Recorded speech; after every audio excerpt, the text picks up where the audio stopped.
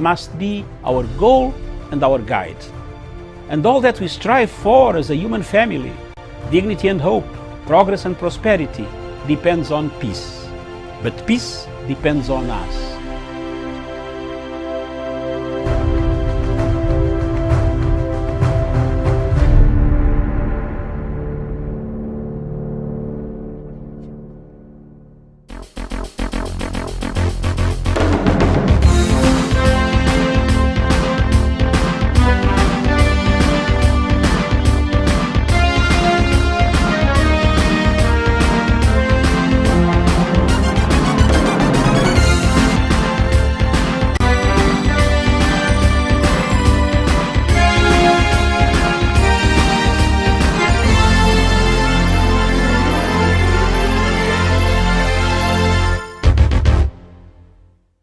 Very good morning to you, and thank you for finding time to join us. Today it's a very busy day in several countries across the globe.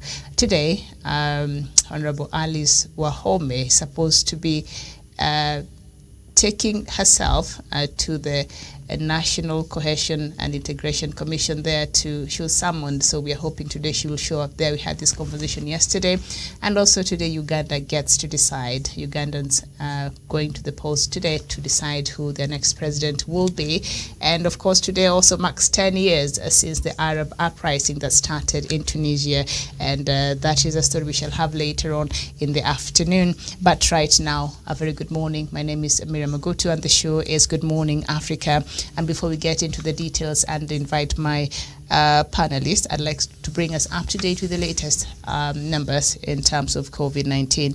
And the confirmed cases stands at 98,555 cases. The death toll is 1,720. Recoveries is 81,667 cases. Uganda, 38,085 cases. 304 deaths have been reported. 13,083 cases.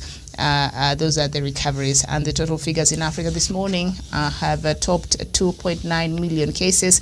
And the number of deaths in Africa are over 95,000 cases, and recoveries are over 2.5 million cases there. And the global cases stands at over 92.7 million cases, and the global deaths are over 1.9 million cases, and the global recoveries right now stands at 66,294,162. So that is where we stand this morning.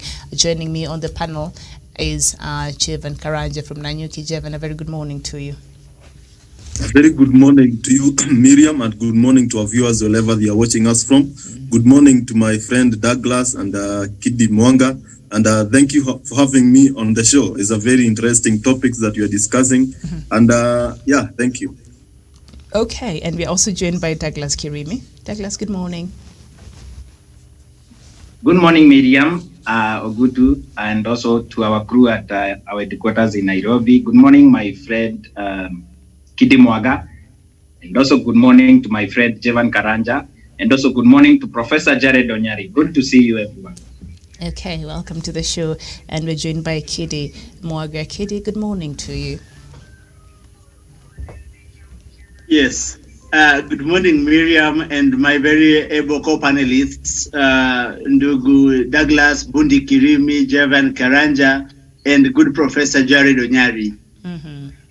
All right, and last but certainly not least, we are joined by Professor Jared Onyari, Professor, and also he's a chaplain. I know Doctor like introducing, so we should always bring that in. So when we need peace in the Middle East, we have the person over here who brings the peace. All right, Professor, very good morning to you. Good morning, Miriam, Kidi, Chavan, Douglas, and the rest of our viewers this morning, wherever they are.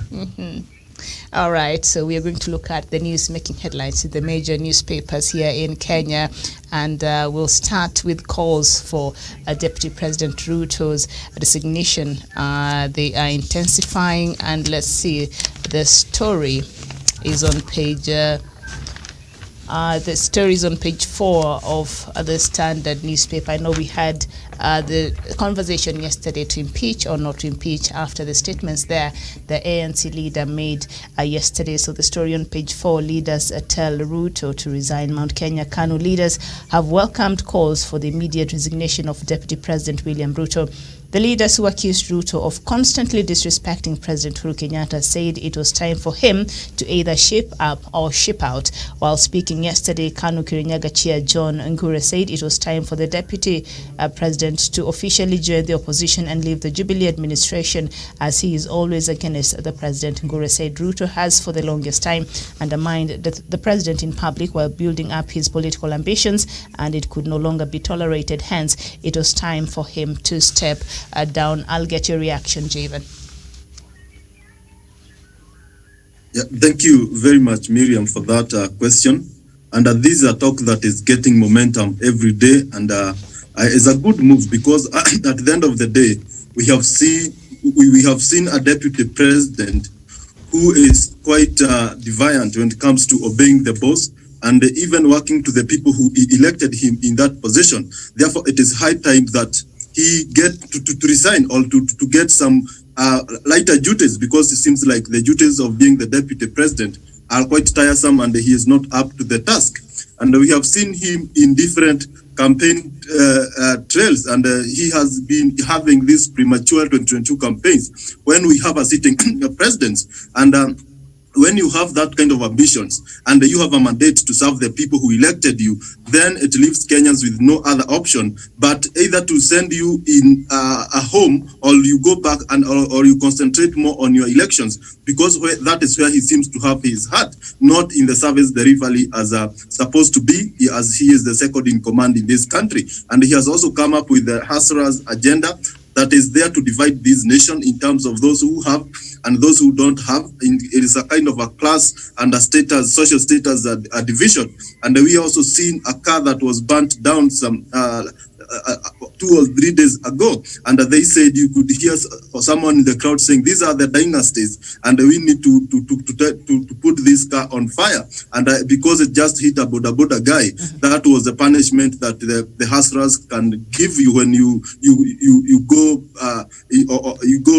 wrong in their line. Therefore, as a country, we need also to demystify this Hasra narrative, because it's quite dividing. We might not see it as bad as it is, but when things start rolling, you'll see this thing is not a good thing. And it is high time that the deputy president concentrates on his Hasralism agenda, concentrate on his 2022 campaign, and all concentrate on the UDA party, and leave other people to perform the government agenda of delivering services, roads, and good school to the people of this country. Okay, thank you. Thank you so much, Evan, there. Juma Smith, a very good morning to you. You're saying, I am appearing for His Excellency Dr. William Samoei Arap Ruto, the Deputy President of the Republic of Kenya. Juma, you're most welcome, and I wish you could join us on Zoom this morning so that we can have this conversation and you can, hold a brief for the Deputy President. It will be nice to get your opinion on what we are talking about. Ask him to join. Yes, Juma, you're welcome to join us. If you want to join us, we can give you the details on how you can join us on Zoom this morning. It will be nice to have a different person here.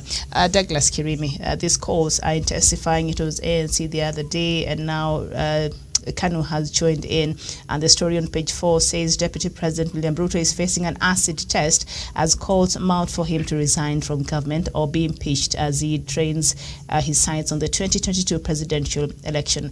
The fresh calls were triggered by the DP's appointed criticism of Uhuru's rhetorical question on a rotational presidency during the burial of Musalia Mudavadi's mother at the weekend. This calls for DP to resign. Douglas, are they likely to go anywhere? So he's being told to resign or he will be impeached, but are we likely really to see that happen? William, our country's independence, if I'm not wrong, is 57 years old. And at this point in our country, we cannot take our country to the dogs the way William Ruto has degraded public office, has degraded the office of the president. When I was growing up, we were taught in school that the office of the president is a unifying factor. Presidency is a unifying factor, and also one of the things that the core mandate of the office of the president is to promote unity of Kenyans and also make sure that the country is always in good hands, and also the rights and properties of Kenyans are protected. But we have a deputy that has stolen public resources from Kenyans. If that is not enough, he wants to rid our country. As if that is not enough, Deputy President William Ruto has become a thorn in the flesh of the President of the Republic of Kenya, owing to the clause in the Constitution that says that deputy cannot be just sent home like any other people. I think the people that encompassed and also wrote the Constitution of Kenya 2010, they didn't anticipate a situation where we shall have a our very first own deputy president under this Constitution has become a very rogue deputy, has become a very unfavorable man toward public office. Remember, Miriam, this is the same man that has put his tribal people, his tribe, full of them in government. This is the same man that has associated himself with a lot of corrupt individuals. Remember, Miriam, the first rule of denying something is that you must wake up and deny. William Ruto has been accused of corruption. Instead of William Ruto denying that he is not a corrupt man and also taking those people like myself who are his critics to court to substantiate what they have said, William Ruto has continued associating himself with the most corrupt people. We have seen one day President Uhuru Kenyatta went to Kiambu, and when the former impeached governor of Kiambu, Ferdinand Wetito, tried to greet the president told his security, keep him at bay. I don't want to be associated with a tainted man. Let him clear his name. When he clears his name, he knows I'm his friend. We will continue our friendship. Okay. But the Deputy President of the Republic of Kenya, the first rule is called the first rule of denial. He has never denied his accomplices in the crime. He has never, at any given time, gone ahead and denied his people who have been steering with him and also his proxies. Remember, I have a dossier that Kabogo released today on 96 in the morning that says that William Ruto is corrupt to the core. He has made this government to store. But at the end of the day, we have seen a William Ruto who has become very defiant to the president, to the core agenda of Jubilee. Okay. To the Big Four agenda has been crippled because even Arora and Kimolela, part of the Big Four agenda, that he has been able to steal over 64 billion. And Miriam, as I conclude, William Ruto is no longer tenable toward the office of the Deputy President of the Republic of Kenya. He has destroyed the moral fabric that owns this country strong. And also, as a patriotic Kenyan, I'm calling out the Deputy President of the Republic of Kenya to take this time to go out there, resign and redeem himself. If he redeems himself, returns the student funds in public and every other case that is hanging on his head, returns the Western Hotel Rwanda, return every title deeds that he has stolen from the people of Kenya and also the government of Kenya. He can redeem himself. Maybe he can come and run in 2032, going forward after taking a stint from politics. Okay. And also Miriam, having redeemed himself and said sorry and apologized to Kenyans. I submit. Okay, Douglas. Juma Smith, you're saying you're really not interested in joining us on Zoom, but you're saying you'll give comments like other viewers, and we appreciate you watching this morning, and a very good morning to you and the rest of our viewers. Please keep commenting on the comment section there, and I'll be reading some of your views. Abdin Gurusi, you're saying it is time for Ruto to resign. He has failed to discharge his functions as the Deputy President. The EACC should speedily investigate and present its finding to the ODPP to prosecute Ruto and surcharge him for salary and benefit he earned since 2007 to date. As I said, Ruto's hustlers narrative is a big fraud. I mean, this calls that now we're hearing, Kidi, it was ANC, we've been hearing it, but ANC over the weekend came out, and now we see Kano is joining, and other people are joining in the conversation and calls for Deputy William Ruto to resign. Should this just be treated as opinion and people, right to say whatever you want, or does Deputy President has a reason to worry about an imminent impeachment? I think that William Ruto has got all the reasons to be very afraid. Very afraid because the immense power vested in the office of the Deputy President has enabled him to not to advance the interest of the ordinary people of Kenya, but to engage in a brand of politics that, number one, appeals to our darker angels instead of our better angels, a brand of politics that is seeking to drive a wedge through the heart of this nation, and a brand of politics that is nefarious in all its standards. Well, William Ruto has got a reason to be very afraid because, as I've said before, you realize that William Ruto does not have what we call genuine support. Genuine support begins, let's say, from the people around him, people whom he calls hustlers, hustler leaders. the likes of the Murkomens, the Ndindi Nyoros of this world. You realize that these are people that he made sure that he had to jettison other people to put these people in office. And putting these people in office, he had to bulldoze them into office because some of the people who had to lose for this, some of his foot soldiers to get into office, did not lose in fair and square.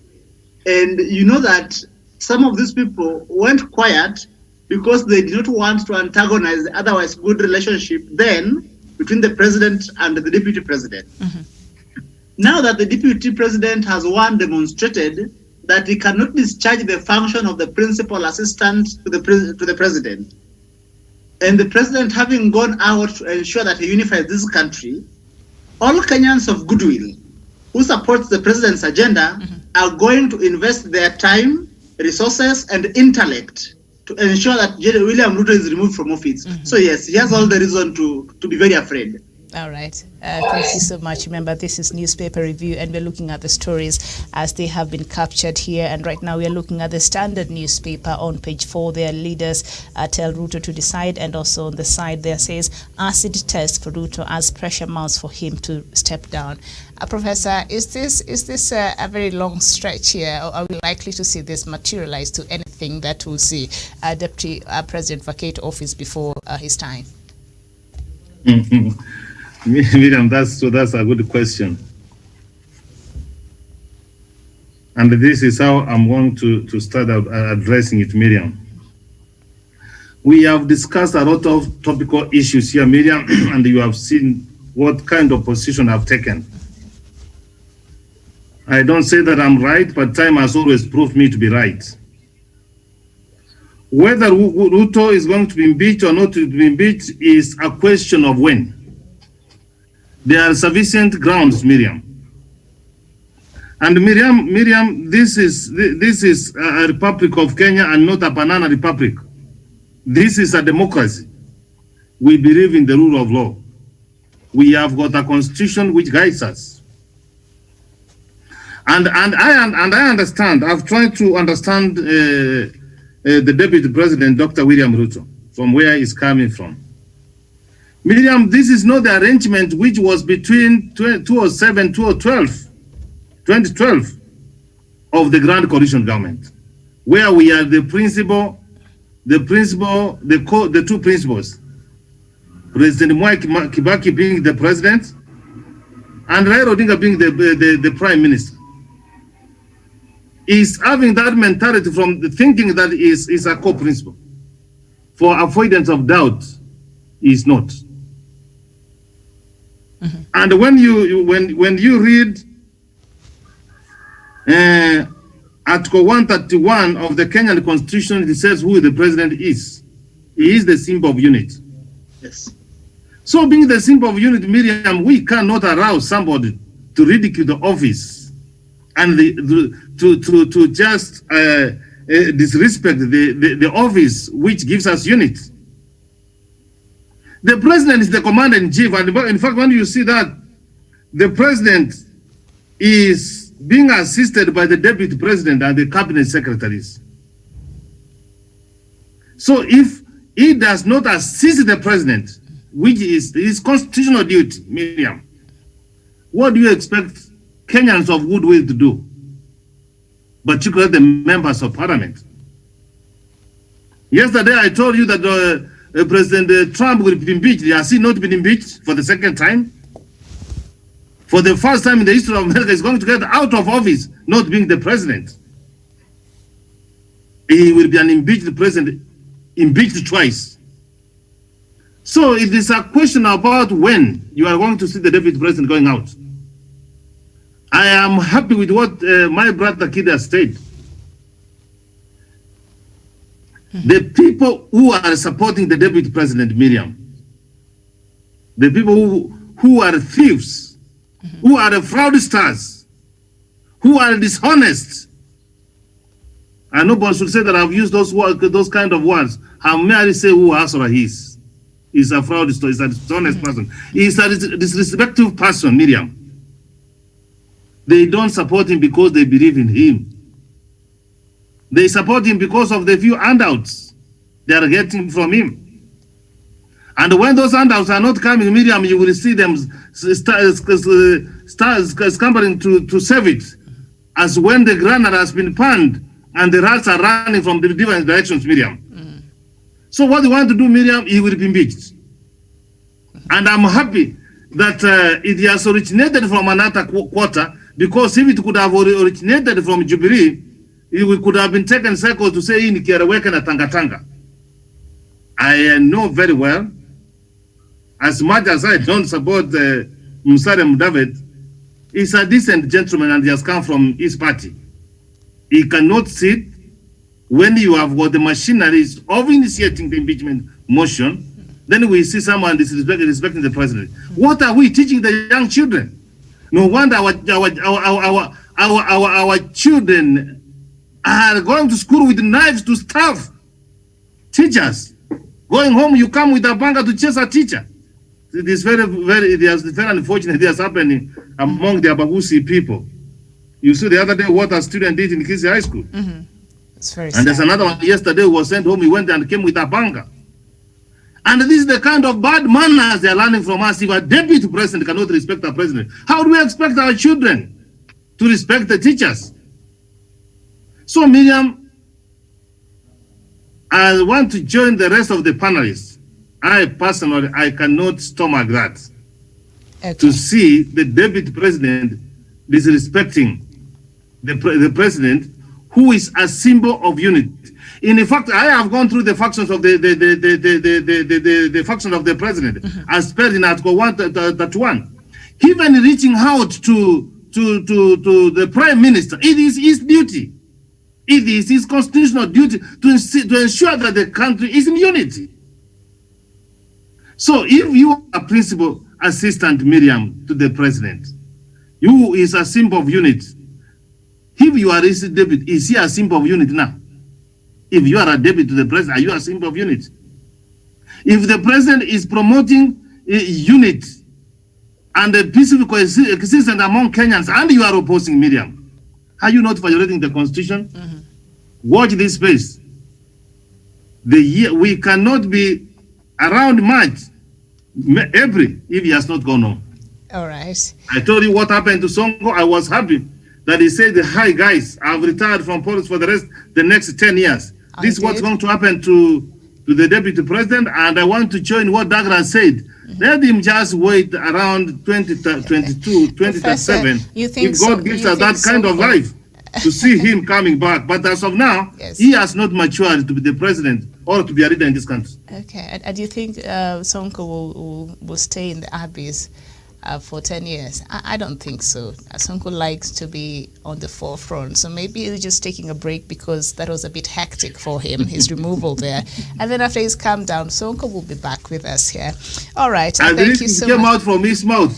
And if he comes back, will say, what did you say the other day? The way they used his words against him, whatever he's been posting, that's what they used during his impeachment there.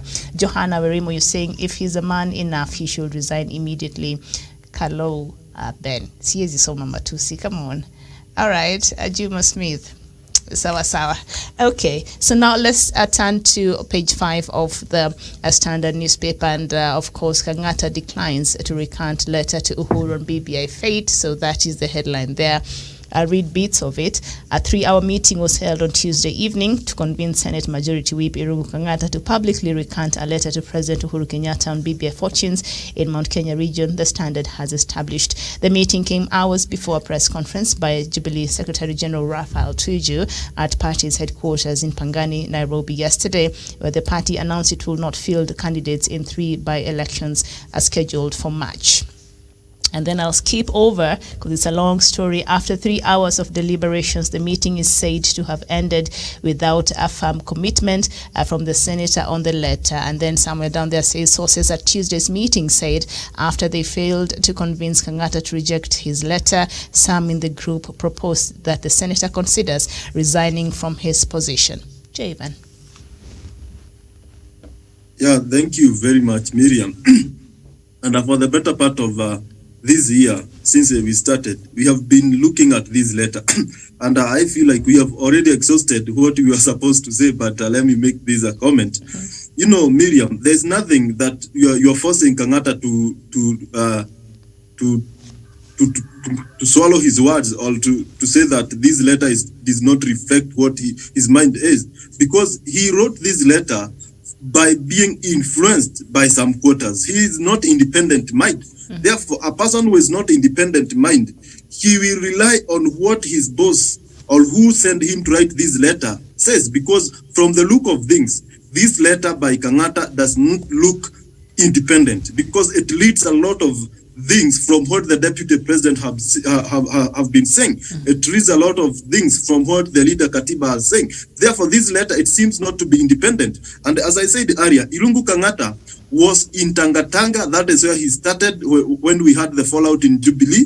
He quickly went to the side that supports the deputy president. And I don't know how things changed, and he found himself with the team that supports the president. And unfortunately, also, he got himself to be the chief whip in the Senate, in the floor of the Senate. Therefore, this is a man who still belongs to Tangatanga, and he also supports deputy president dearly. And this is a man who has political ambitions to be the governor of Muranga, because we have seen the outgoing governor has already done his 2 terms. Therefore, people are positioning themselves to various positions, and maybe this is a tactic by Irungu Kangata to sway the people of Muranga that, you know, I support the Hasra narrative.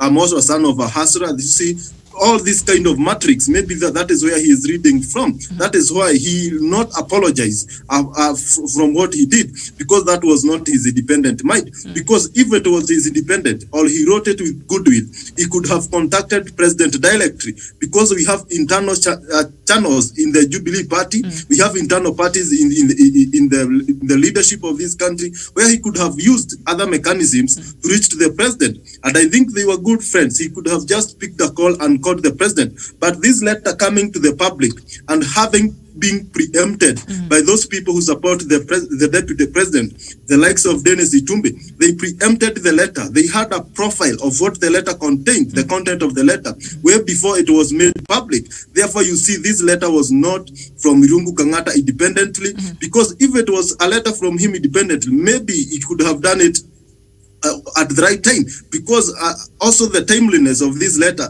is quite questionable. Why now?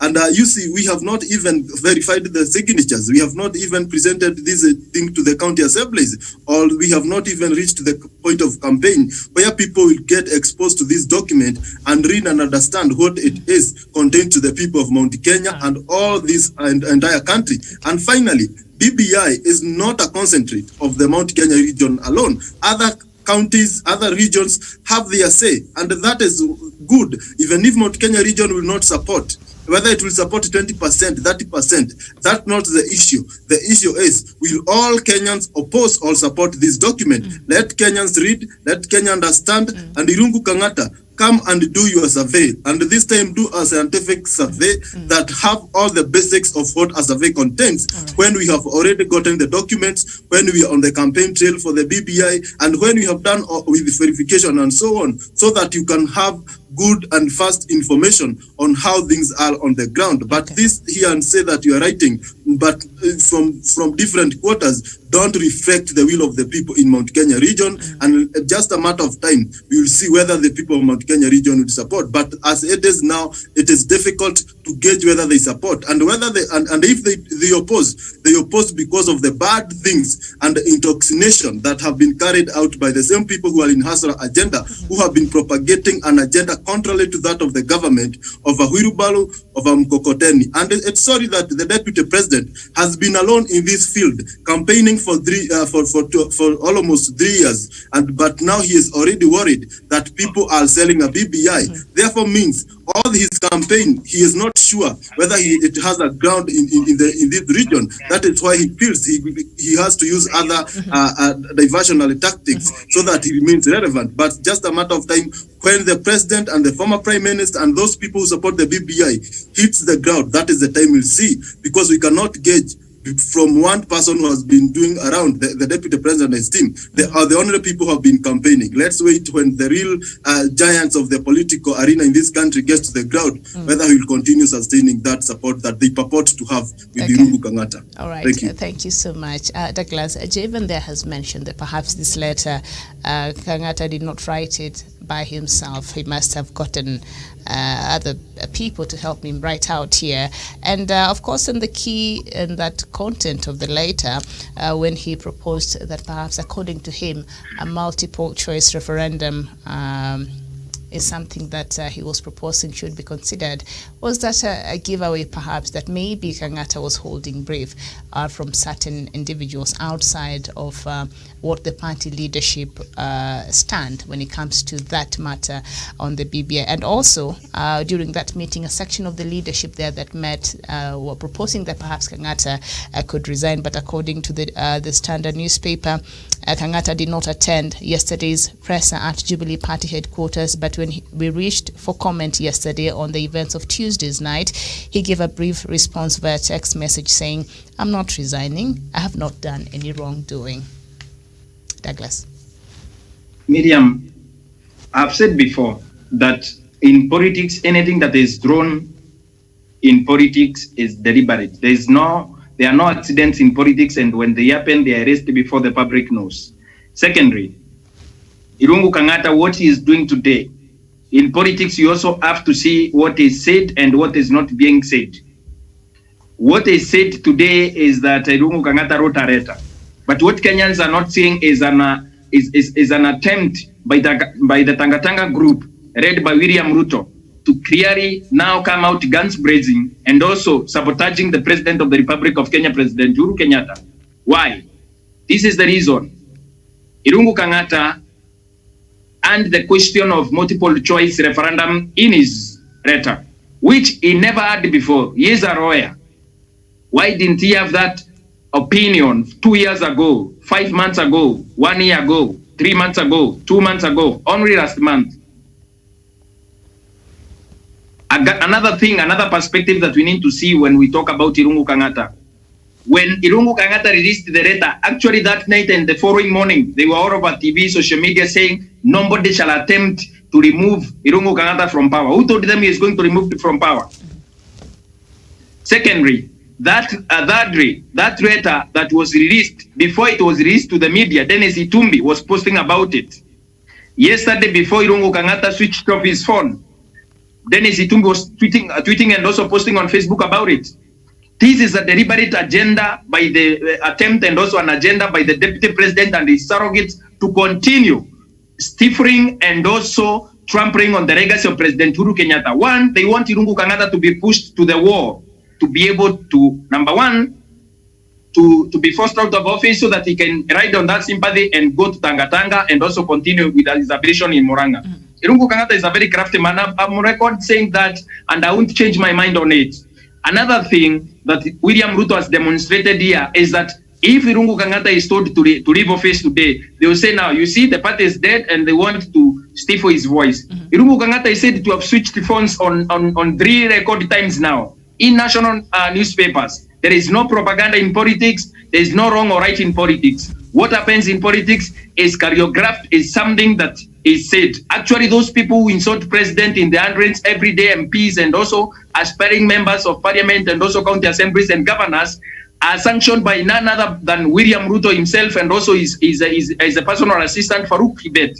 Nobody goes in public and insults the president in the presence of deputy president. When power is in your village, when power is in your city, when power is in your town, there is no way you can insult the president and those people don't take the microphone from you and the newspapers are told not to publish that. But they publish it on a daily basis for the last about 3 years so that they can continue discrediting the president and also destroying his legacy. My biggest problem with Tangatanga is that they are not tactical. At this point, if the president of the Republic of Kenya has something to communicate with the majority whip in Senate today, to the leadership of the Senate and also to the Senate or to the Speaker, he cannot reach Irungu Kangata. He has switched his phone so that he will be sacked by the president and also the Jubilee fire and rank. Why am I saying so? I'm saying so because Irungu Kangata phone now is switched off. Yes, my friend, I have his number. His phone is switched off. I can give it to you. He is switching off his phone so that the agenda in Tangatanga will continue permitting and also growing. Why am I saying so? This has been demonstrated since none other than Kendeke, none other than Molkomen, and also William Ruto himself. They have been skipping the idea of they are not funding Irungu Kangata and also fronting him to destroy Jubilee Party. Irungu Kangata has been used as a sacrificial ram to continue on the political altar to kill Jubilee Party and also stifle the progress of Jubilee Party and President Uhuru Kenyatta for the sake of William Ruto. Okay. William Ruto has entered Mount Kenya backyard and also wants to destroy what the president has been building on. All right. Before I conclude, Getau Warigi wrote a letter to President Uhuru Kenyatta. He said, your deputy is in your backyard. He wants to destroy your legacy. What I have been saying and other right-minded Kenyans, Irungu Kangata is deliberate on his attempt to go to Tangatanga. I saw in the newspapers this morning, they were asking, is Irungu Kangata on his way to Tangatanga? No. Irungu Kangata came from Tangatanga. To Tangatanga, he returned. Okay. If I go to my Iroko village in Meru, there is no one who will say that I have gone home.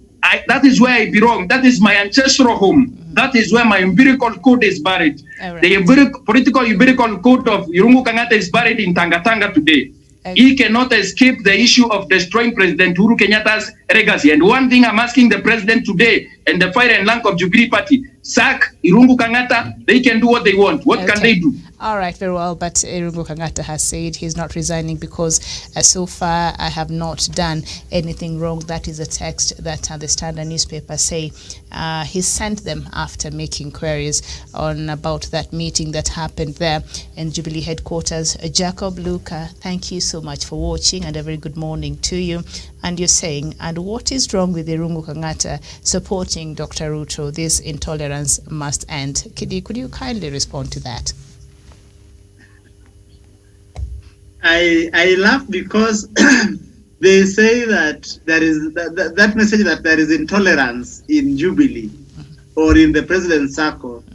Well, it is laughable because one thing that William Ruto and co have done, and why some of us, personally, I am vehemently opposed to William Ruto's brand of politics, is that William Ruto has been delegitimizing the symbol of our own sovereignty as a people.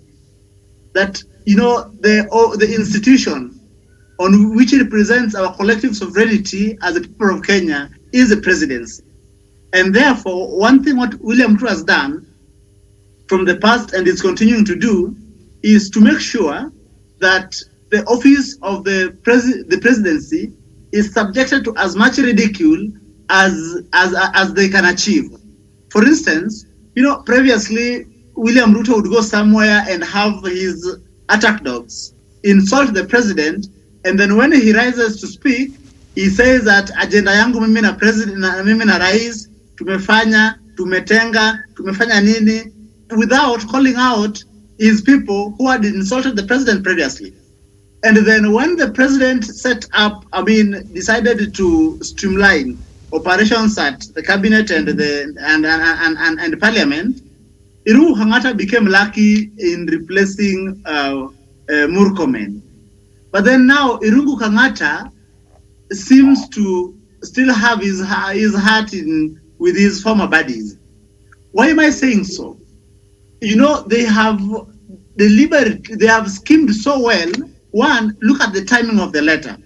And the timing of the letter will demonstrate that Irungu Kangata is not acting in good faith. And what he's doing is playing the usual politics of Tangatanga, which is geared towards creating an unrest in central Kenya. The year is coming to an end. We are getting into the year when we want to do a referendum. Then the referendum is preceded with the 2022 general elections. So that as we begin the year, Irungu Kangata sends a letter, leaks his letter, purportedly writes a letter to the president, but makes sure that it is leaked to the press. When it is then leaked to the press, then so that he comes across as this savior, quote unquote. When he comes as savior, then his allies at Tangatanga make sure you realize that one, they have the content of the letter. Two, they predicate a scenario where if disciplinary measures, which of course is a natural thing that should happen, You don't communicate to your boss, especially the president, through the press, and especially when you have access to that president. So that what does his allies at Tangatanga do? They make sure that they predicate a position where if disciplinary measures is taken against Kangata, then they would easily quickly embrace him and go to central Kenya and say that tunateswa na BBI. So that is the politics that they are playing. Right. But be that as it may, disciplinary measures should and must be taken in Ruto Kangata to demonstrate that you cannot have your cake and eat it. Thank you. Okay. And Juma Smith, clearly you're holding the fort here for Deputy President, as you had said there earlier. I appreciate you commenting, and you're saying the presidency includes DP, and you're also adding their ODM dictatorship cannot understand Kangata's advising his boss. Professor Kangata is saying, I'm not going anywhere. And because what the letter that he said to have written to the president, he said he's standing by the content of that letter, and he'll still continue being the majority whip there in Senate for Jubilee Party. Miriam, it is very interesting that someone who has got the access to the president will write the letter. No, I have not understood. Miriam, if I have your phone, I can come to your home. Why must I write a letter and copy someone? That's one question which nobody has seemed to address. But be it as it may, I'm happy with my help panelists that they have said that Irungu has never been on the side of the president. He is not, and he will not. And what a gentleman and a decent man does, Miriam, you don't become like this animal. It is sometimes a mammal, it is sometimes a bird. When the birds are there, it flies like a bird. When the rats are meeting, it is also they are meeting like a rat. So Miriam, time has come, and it's a question about I know the able leadership. I don't carry brief for Jubilee. I know he will be replaced at the Senate. He needs not to resign. When you disrespect you disrespect your post, you know what happens, Miriam. Miriam have come across Kenyans of goodwill who are very honest, Miriam, saying they have not seen the contents of PBI. What do you do, Miriam, when you call that kind of survey, and if it is true, Miriam, it is a good thing, Miriam. It could have used it so that you educate people if he wanted PBI to go through. Because, Miriam, PBI has been with us for the last 2 years. And you find someone telling you, Miriam, that he does not see, and then he has got a smartphone. You tell him, you know what? Go to Google, write BBI. What comes? The report comes. So you have not read. But this is what it means, taking resources to the people. Miriam, I don't believe that the people of Mount Kenya, people of Mount Kenya are against PBI. Those are things Irungu and the Tangatanga people are trying to cook. If when you look at PBI, who are gaining more? We were here taking almost months and months discussing about shared revenue, Miriam. We said money must be given to the people. We are giving them more constituencies, Miriam. How can people refuse that?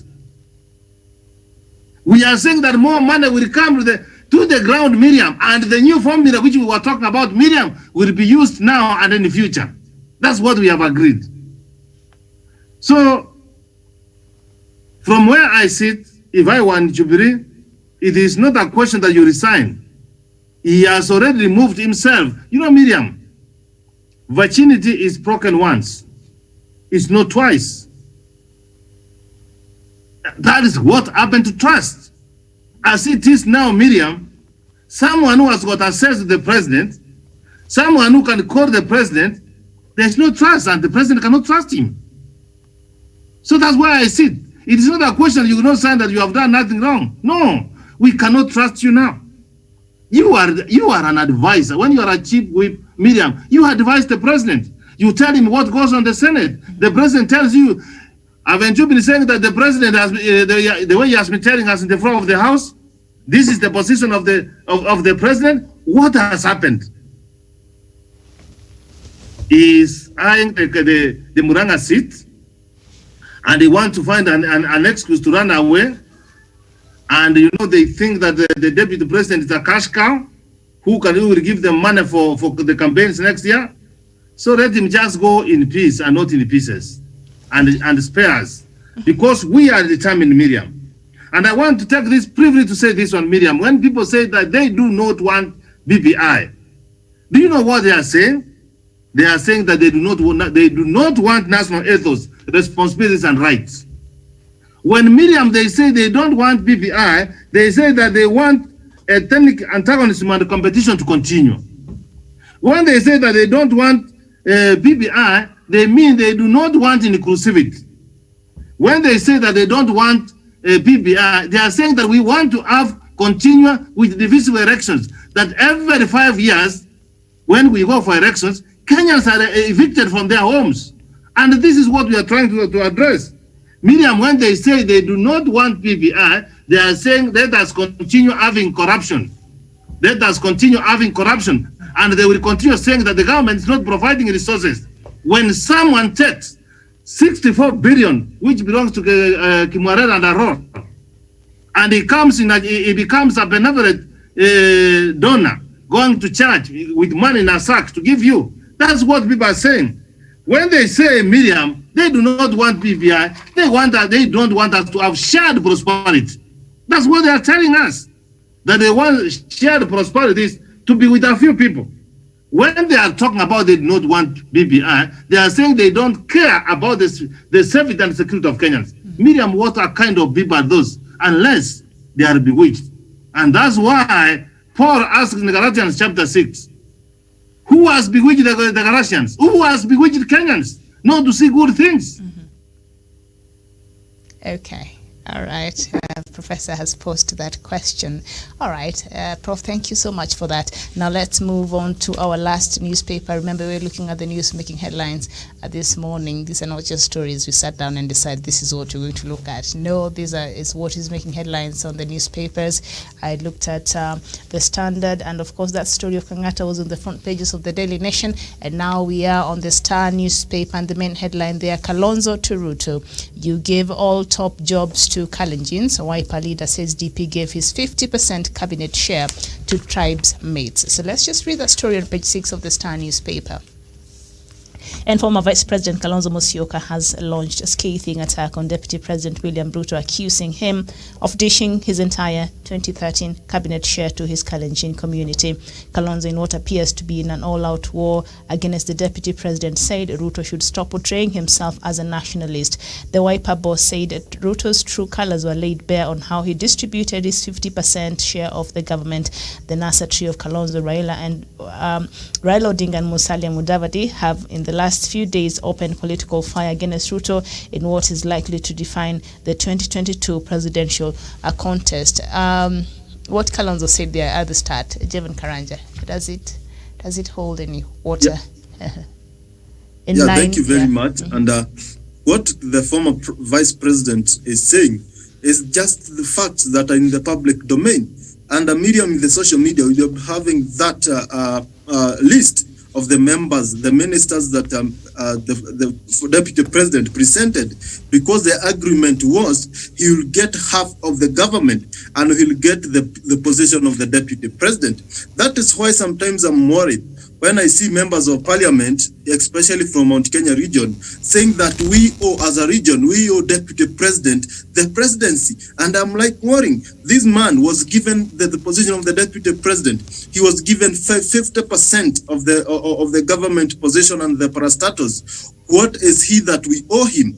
Unless he is the one who owes the people of Mount Kenya. If that is the case, because he is not promising the people what will they get in return after supporting him, as they did, because he benefited. And Miriam, you understand, the numbers that the Mr. President Uhuru Kenyatta had were quite big. It was 2 times of what the deputy president presented, and he was given all that privilege. And Miriam, not only that, when President Uhuru Kenyatta was going to Hague, he released the helms of powers, the position, the tools of power to his deputy, the president, Mr. William Ruto. Therefore, there's no bad blood between the president to the deputy president. And prior to 2013, you know the kind of situation that we were in this country. We had a very conflicting issue between the Kalenjin and the Kikuyus, and we had a handshake between president and the deputy president, and that was to bring peace between these 2 communities. And for sure that bared fruit, because in 2013, in 2017, there was no conflicts in those areas. People lived in peace even with these elections. Therefore, this shows that these handshakes, Miriam, they are there to benefit this country, especially when it comes from these big and giant political leaders. And then this was between 2 communities. In 2017, we had a handshake that brought all the entire country, because when President Uhuru Kenyatta went to shook hands with the former Prime Minister, he as well represented the Deputy President, as because he is the principal assistant to the President, he was also well represented in that handshake. When former President came, former Prime Minister came to the handshake, he presented the entire NASA and the opposition. Therefore, that was to bring all Kenyans together rather than 2 communities being brought together. Therefore, that was the case. That was just an explanation on what a handshake between President and DP William Ruto did. Then there is this issue. When to the question, the Deputy President was given a role to nominate members to be in the cabinet. What did he do? He nominated people from his tribe. Is that not tribalism? Is that the kind of leader that we want? A leader who is so much entitled to his tribe that he cannot choose, as if we don't have other qualified men and women from other tribes who can fill this ministerial position. When you look at the side of the president, you could see that there was a mixture. There was a Kikuyu, Kisii, Coast people, and so on. Therefore, that was a national representation. Therefore, this signifies that Deputy President William Ruto is a tribal person who is so much entitled in his tribe. And Miriam, not only, we also saw what he happened to the parastatal that he was given to his tribesmen. You could see after the director and so on, all the entire group came from one entire region, and that is why they ended up saying that when these people are alleged to be corrupt, that their community is being targeted. Their community was not being targeted. It is the man who put the community in this position of power, and they copied what he does best, and that is why they ended up saying that their community is being targeted. Then we had in the Moi University, when we had a vice chancellor coming from another tribe that is not dominant in Uasin Gishu. We saw even the governor of Uasin Gishu, Jackson Mandago, going there with rungus and so on to chase the VC that was brought there because he was not from that tribe. All this tribal entitlement from this region that are cultivated and watered by William Ruto, the deputy president, is what is causing all these kind of things. And I support the former vice president that William Ruto, the deputy president of the Republic of Kenya, with all due respect, he does not represent a face of a national leader. He is a leader of a region, is a regional leader and more of a community leader, because community leaders are the one who are concerned with what their tribes are doing, are the one who are concerned by putting their tribes into possession of power. But a nationalist, a leader who cares for this nation, will put all communities together, and that is the kind of leader that we want. Therefore, I agree, and we have also seen these divisions, and the recently formed political party that is associated by the deputy president by the name of UDA. It is said that from the treasurer, the secretary, the organizing secretary, and so on, there is one dominant community that is in all these positions. Therefore, this means even if William Ruto, the deputy president, happens to be the president of this country, there are some community who will be marginalized, there are communities who will suffer, and to avoid that, the best that we can do is to avoid having such leaders into position of power, and we look for a leader who reflects and have a look of a nationalist, a leader who cares for all people, regardless of where they come from, as the president is doing, President Uhuru Kenyatta. Thank you. Okay, very well. Charles Munga, thank you so much for watching. And Karaoke, JM Karaoke, thank you for watching. Abdi Ngurusi, you're saying His Excellency Kalonzo is right. Ruto is a tribalist. Ruto is honest to himself and Kenyans. He should have distributed his share to other tribes. The positions of parastatals, and we've seen this play out a lot when they're taking stock on the civil servants there. There has been a problem with some communities dominating, and the positions of parastatals in those ministries are all Kalenjins, KPLC, National Oil Corporation, Agriculture, etc. All right, so those are sentiments there by Abdi Ngurusi. So let's just continue with the story on page 6 of the Star newspaper as we come to close end of our show. Wipers Kalonzo to Ruto. You gave all top jobs to Kalenjins. That is the story we are looking at. And for the first time, Kalonzo, a soft-spoken politician not known for combative politics, claimed Ruto went as far as pushing out some cabinet secretaries from other communities to pave the way for politically correct individuals. The Wiper boss gave an example of former Health Cabinet Secretary Cleopa Mailu, who was bundled out of the cabinet after Jubilee's re-election in 2017. And Kalonzo is quoted as saying, even Ambassador Mailu would be a minister today. I followed that story very closely with President Uhuru Kenyatta, and I was told President Uhuru Kenyatta had no problem with Mailu. He would have continued as a minister, Kalonzo stated. He said the unceremonious exit of Mailu has left the whole Kamba land without a single cabinet slot. You have a community with not a single minister, and you really think you can come and confuse Wakamba with those monies of wheelbarrow economics, the former vice president asked. Since 1963, when this country had independence, we used to have at least 2 cabinet ministers from that community. This is not tribalism, it is the reality of the situation. Douglas. Thank you, Miriam. Dear William Samoei Ruto, the Deputy President of the Republic of Kenya. How about dear Dr. William Ruto, the Deputy President of the Republic of Kenya? Makes no difference. All right, go ahead. He's the deputy and he's a scientist who has never planted any a single plant and also developed an animal. Dear William, the Deputy President of the Republic of Kenya, you appointed ministers to government on 50-50 basis, and you never appointed anyone outside your tribe. How are you promising Kenyans after 8 years in power under the mandate of Jubilee administration, you are going to go on and also include Kenyans at the table?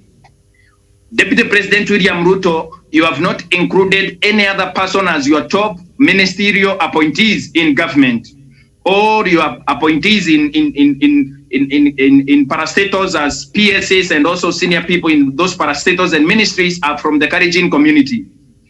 Dear William, how is inclusivity an order and also a priority in your cabinet list when you take power in future? Deputy President William Ruto, you have morphed into an hybrid political conman, conning Kenyans of their emotions and everything that there is in their mental faculties and also all of their beings. Why do I say so, Dr. William Ruto? Dr. William Ruto, I am saying this because you have moved from a place of appointing people in government from your own community to entrenching tribalism at Moi University and National University, where you sent your own allies. The newspapers captured it well. The allies of Deputy President William Ruto invade Moi University. They came in pangas and also rungus to chase away the vice chancellor and every other person, or people that serve at Moi University, where you sell eggs at an exorbitant price. Deputy William Ruto, from your farm in Sugoi, this Moi University, Deputy President William Ruto, is a national university that you have permitted your people and also entrenched a growth and also an increase of your people. Your kinsmen are the people at the top at Moi University. Deputy President William Ruto, at Meru University, we have top readers and also management who are Ruos and from other tribes. Why are you not calling for the same in a university in your backyard? Deputy President William Ruto, you are not only appointing people from your tribe in government, but you have entrenched that around your circles. How many people you have empowered from other communities that, apart from giving Kikuyus wheelbarrows their own? How many people you have given top positions in government and also lobbied for in public domain or in private? Deputy President William Ruto, you are an impediment to the progress and also advancement of this nation. Deputy President William Ruto, you are a progressive leader, a leader that does not care about Kenyans, a leader that cares only about himself. You fashion yourself as an Asra, a son of a poor man. Deputy President, 99.9% of this country are our sons and daughters of poor people.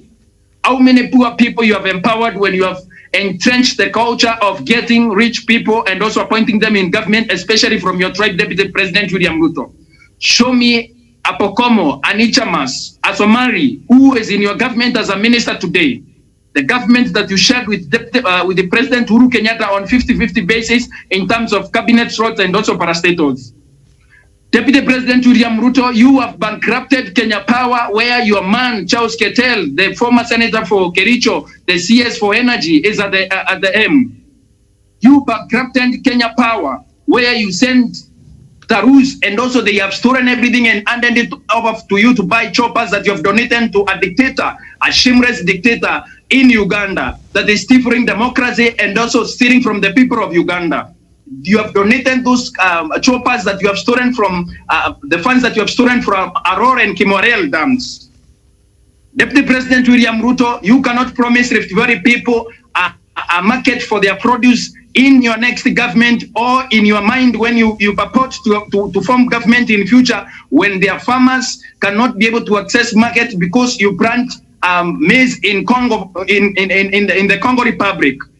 Deputy President William Ruto, you cannot be able to promise Rift Valley anything in terms of farmer development when you have been able to bankrupt Agricultural Development Corporation and also taken everything that belongs to the people of Rift Valley. Deputy President William Ruto, you have planted maize that you supply. In Moi University, you supply eggs alone at an exorbitant price. Deputy President William Ruto, you are a shameless dictator and also a conman, political conman, because you have been conning Kenyans. Why are you giving Kikuyus wheelbarrows alone? Why don't you give people from your Sugoi backyard or Kalmagut, where your wife comes from? Why don't you give them those wheelbarrows? Deputy President William Ruto, you have promised Kenyans that BBI is not a panacea to the economic problems. BBI that has a youth commission in it, a commission that is meant to counter the problems that the young people of this nation suffer, and you have asked them to ask for wheelbarrows from you. How many Kenyans you have distributed wheelbarrows to? A few Kikuyus have been able to be enticed by your own wheelbarrows that you cannot be able to donate in Eldoret. When you went to Bomet, Deputy President William Ruto, you sent vehicles and matatus, 3 of them in Bomet. Why don't you send those vehicles in Meru, in Garissa, in Turkana, and Mandera? Deputy President William Ruto, you are a tribalist. You are a leader that is not fit to public office. You have corrupted this country. You have plundered this nation. Deputy President William Ruto, I will remind you again, I will not unite with those people that plunder and also steal from our economy. I will unite with like-minded Kenyans. People that are going to stop people like you from stealing and also plundering our economy. I will unite with those kind of people and like-minded Kenyans to hold you into account. Deputy President William Ruto, this morning as we speak, Kenya Power is charging people exorbitant prices for installation of power and also charging them exorbitant bills at the end of the month. People are switching to solar power. And what have you done to solar power? The former governor of Kiambu, William Kamogo, today on Hot 96 radio station, said that Deputy President William Ruto, you anchorist a big farm in Eldoret to the owner of Green Power Limited, a Mzungu that you have bankrupted and also wanted a 20% share for the license of that green power for the solar energy company to be able to give a cheap power to Kenyans. Because in Kenya Power you have stolen, you want to steal from power, solar power entrepreneurs, and also Deputy President in Karemeno Dam in Kiambu County, where William Kabogo comes from, Deputy President William Ruto, he has accused you that you wanted a share of that money from an investor that didn't even want government money. He and their own money. This is in public domain. Governor William Kabogo has gone on rampage. He is accusing you of that. The first rule of denial, it is called the rule of denial. When a person accuses you of something, you move out to deny it. If you don't deny it, William Ruto, it is true. Why are you not denying what William Kabogo is saying or myself or any other Kenyan? Okay. William Ruto, you have morphed into a corrupt individual that is no longer tenable to hold office in the Republic of Kenya. Deputy President William Ruto, at this point, we are tired of your shenanigans, and also, as a man, as a leader in this nation, why are you stealing kickbacks from investors? Miriam, let me speak to William Ruto for a minute, because William Ruto has been stealing from Kenyans. William Ruto has been stealing from Kenyans, taking money from investors. Kenya cannot develop because William Ruto is here. William Ruto should be impeached. All right, that is disrespectful to me as the host of this show, because I'm working with time here. So when I call you to, please be mindful, because I have two more people and then we can continue. Then I expect that level of respect from your side. But thank you so much. You've made your case there. All right, so I'll move on to Kidi Mwaga. I understand you're very passionate about this matter here, and we are all, but we're working here with time. And so, Kidi, I don't know if you're still there.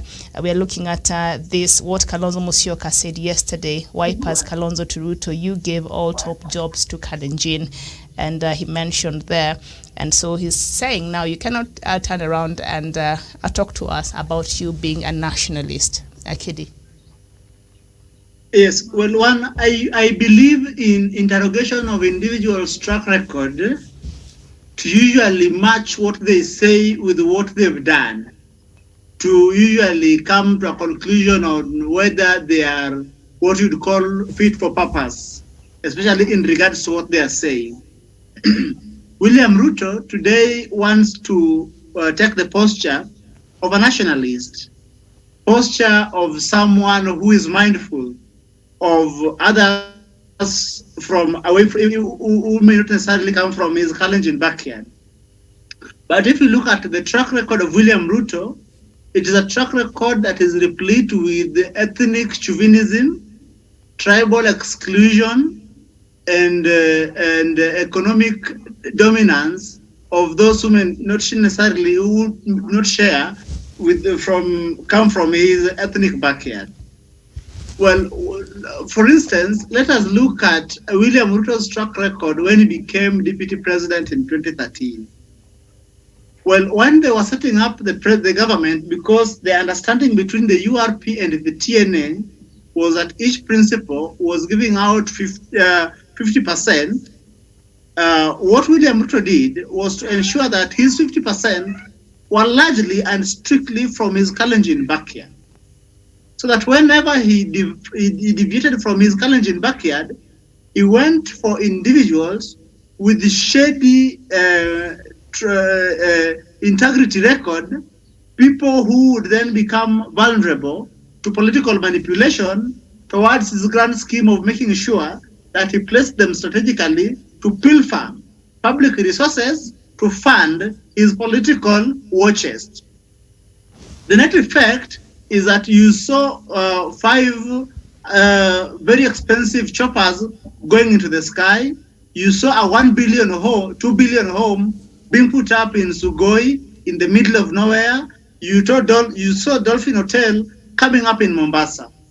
So today, well, I am using these 2 examples to call out William Ruto on his hustler narrative or wheelbarrownomics and his supposed nationalistic stand. Let's start with the hustler narrative. The hustler narrative, as I've been trying to make sense of it and hear them as they speak. One, they want to tell us that hustler, the wheelbarrownomics, is premised on giving resources to the poor, empowering the ordinary young people. And I think this is one of the obligations that I must discharge right now in the name of God. Educating my colleagues, fellow citizens, on why that is a fallacy, especially as it is done by William Ruto. Globally, the world over, there are 2 brands of economic philosophies. The first one is what you call trickle-down economics, or what other economists call import substitution model. The other one is what you call build-up economics, which is what William Ruto is alluding to. But you see, in build-up economics, you make necessary investment at the bottom so that there is increased economic activity at the base. And then when there is increased economic activity at the base, you seek one to rely on a huge population that has purchasing power. You also seek to rely on exports, that what you produce and you export. You also seek to rely on a population that is a high population that is able to give a workforce.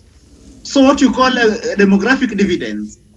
But the way hustler narrative is designed and executed is that, one, the people here that he is giving wheelbarrow, he is not giving them an opportunity to create productivity coming out of the wheelbarrow, because economy only grows when there is productivity. So I do not know what economic productivity that is so special that the wheelbarrow is going to ignite at the base that is not happening right now. I don't think that, for instance, garbage collection at the base is going to spur economic growth. Because it does not, William Ruto is using this to wink the young people, young graduates, the young people of Kenya who deserve better. It is also a fallacy because it dims the sights of these young people instead of raising their sights and making them realize their potential. Okay. That is why I think that hustler narrative is a lie. All right, Akidi. Thank you. All right. I wanted to make the next point on nationalism, but I think maybe when you get back to me. I think we're ending the show. Maybe you hurry with that very quickly, 30 seconds, if you can. Okay, thank you. Okay, very quickly, William Ruto has taken the posture of a nationalist.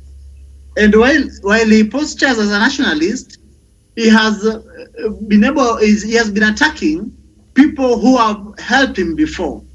You know that without the President Moi and the Moi family, William Ruto would not have amounted to anything. Both in 97 when he became MP, both in 2002 when he became cabinet minister, both in 2004 when the NAC regime was seeking to hold him accountable. It is the Moi family that insisted, and by extension KANU, that insisted that, well, if and when he is culpable, then make sure that his prosecution is within the tenets of the rule of law. Today, then in 2007, we know how the association between Raila Odinga helped propel William Ruto. We know how the association with the Kenyatta family helped William Ruto in 2012, 2013 to date. So someone who is not even decent with the people who have come through for him and to him, how is he going to now say that he speaks for the rest of Kenya, and while he has never been decent even with people around him? Thank you. Okay. Thank you so much. I don't know if Professor is there. Yes, I'm here, Miriam, and for the interest of time, I need not believe much because much has been said by my fellow panelists. But I want to say that I have got a lot of respect for the Vice President Kalonzo Musyoka. He has never been petty. He has never been myopic. He has never been biased. What he has said, Miriam, you get the risk and see it for yourself. That's what I have to say. Let even William get the risk and see it for himself. But what I want to say is this: William Ruto has destroyed the career of most young people, professionals from the Kalenjin community. He gave them the position to be the CEOs, and they thought that they have reached merely when he put them there to be gatekeepers so that they can be able to root the government money. And he has destroyed them. He has destroyed them. And when you can see, I am not trying to arrange Miriam. And you know, I have never been biased, Miriam. I say things the way they are. You see who is moving from one court to the other in a corruption court. It's when you can see what I'm doing. The CEO for Kenya Power, the CEO for Kenyan, the CEO for National Studio Board, and many more, Miriam, which I can, NHIF, Miriam, name all of them. Very unfortunate, Miriam, that the young people who have been to school properly, see what he has done to Rotich. Do you know that Rotich is a polished guy in terms of academic?